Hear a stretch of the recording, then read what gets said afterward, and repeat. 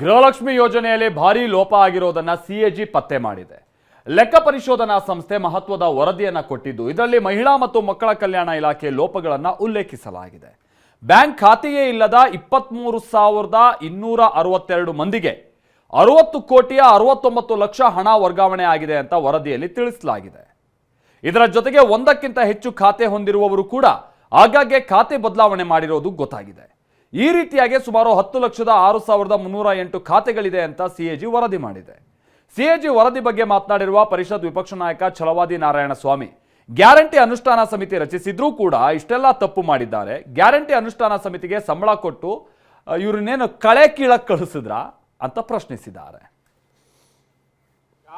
Guarantee ಅನುಷ್ಠಾನ ಸಮಿತಿಗಳು ಅಂತ ಮಾಡಿ ಖಜಾನೆ ಹಣ ಕೊಟ್ರಲ್ಲ, ಹಂಗಿದ್ಮೇಲೆ ಅವ್ರನ್ನ ಮಾಡಿದ್ದು ಇದೆಲ್ಲ ಇಷ್ಟು ತಪ್ಪುಗಳಾಗಿದೆ ಅಂತಂದ್ರೆ ಅವ್ರು ಮಾಡಿದ್ದೇನೋ?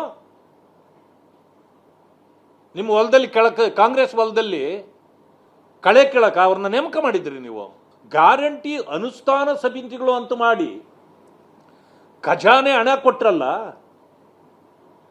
ಹಂಗಿದ್ಮೇಲೆ ಅವ್ರನ್ನ ಮಾಡಿದ್ದು ಇದೆಲ್ಲ ಇಷ್ಟು ತಪ್ಪುಗಳಾಗಿದೆ ಅಂತಂದ್ರೆ ಅವ್ರು ಮಾಡಿದ್ದೇನೋ?